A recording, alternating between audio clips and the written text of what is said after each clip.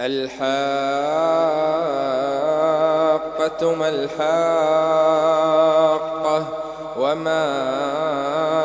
أدراك ما الحاقة كذبت ثمود وعاد بالقارعة فأما ثمود فأهلكوا بالطاغية وأما عاد فأهلكوا بريح صرصر عاتية سخرها عليهم 7 ليال و8 أيام حصوما فترى القوم فيها صرعا كأنهم أعجاز نخل خاوية فهل ترى لهم من باقية وجاء فرعون ومن قبله والمؤتفكات بالخاطئة فعصوا رسول ربهم فأخذهم أخذة رابية إنا لما طغى الماء حملناكم في الجارية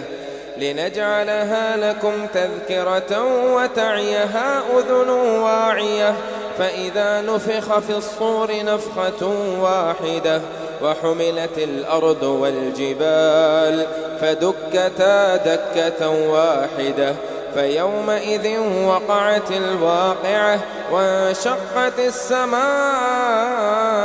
فهي يومئذ واهية والملك على أرجائها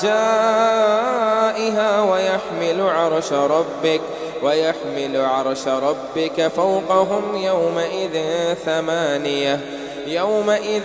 تعرضون لا تخفى منكم خافية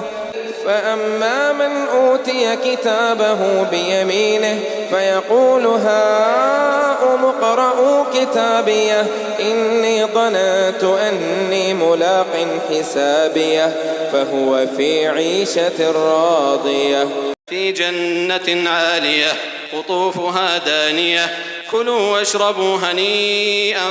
بما أسلفتم في الأيام الخالية وأما من أوتي كتابه بشماله فيقول يا ليتني لم أوت كتابيه ولم أدر ما حسابيه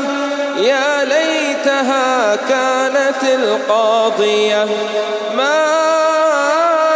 أغنى عني ماليه هلك عني سلطانيه خذوه فغلوه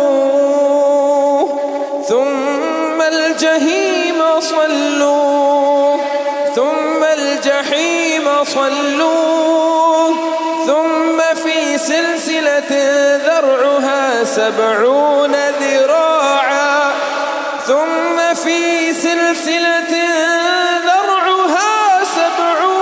ذراعا ذرعها 70 ذراعا فاسلكوه إنه كان لا يؤمن بالله العظيم ولا يحض على طعام المسكين فليس له اليوم هاهنا حميم ولا طعام إلا من غسلين لا يأكله إلا الخاطئون فلا أقسم بما تبصرون وما لا تبصرون إنه لقول رسول كريم وما هو بقول شاعر قليلا ما تؤمنون ولا بقول كاهن قليلا ما تذكرون تنزيل من رب العالمين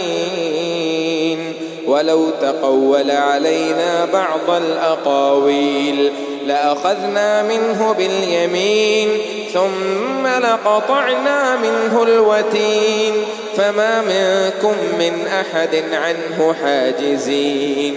وإنه لتذكرة للمتقين وإنا لنعلم أن منكم مكذبين وإنه لحسرة على الكافرين وإنه لحق اليقين فسبح باسم ربك العظيم.